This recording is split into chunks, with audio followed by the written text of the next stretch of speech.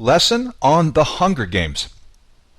A few years ago, Suzanne Collins launched her first novel in the series, which was called The Hunger Games. It was followed by Catching Fire and then Mockingjay. When the first book came out, our youngest, who at that time was a junior in high school, put me onto it. She said, "Daddy, I think you may like this." And I picked it up, and it was easy to read, it's interesting, it pulls you in, and I did read it. And the second volume, and in fact all three. And so when the motion picture was released in 2012, I was lining up to see it, and I'm glad I did. It's such an important work, and I think has spoken so clearly to the younger generation today that I will remind you now and at the end of the podcast to become familiar with this if you're not. What's the basic idea? Well, it's set in the future. It looks like it's set in the United States, but it's about 3/4 of a century after a failed coup d'etat. There's a corrupt government, and a popular uprising fails to overthrow it. And in retaliation, this totalitarian state now has this blood sport. Well, they call it the Hunger Games.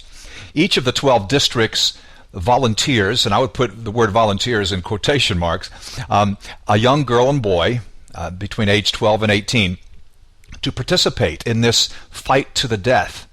Just as in the ancient Roman Empire, it is a distraction. Have you heard of bread and circuses? This was how the Roman emperors kept the people under control. It was a way of distracting them from the fact that they really didn't have freedom. They weren't living the life that they really would have liked to live. And it's not until the third book in the series that this parallel becomes explicit.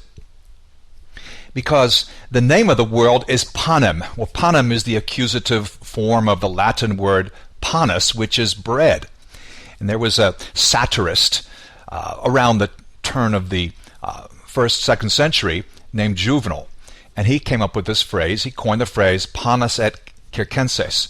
And so panem is simply named after this Latin phrase, bread and circuses, which was how the empire kept the masses satisfied. Give them a bit of hope, a bit of distraction, although it was quite violent.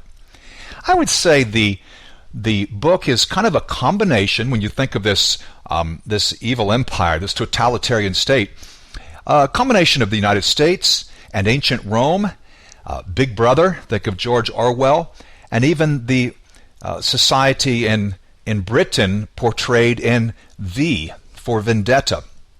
Very gripping, very concerning. And one thing I like about it, it's told from the perspective of the protagonist. Her name is Katniss Everdeen, and Katniss tells her story in all three books.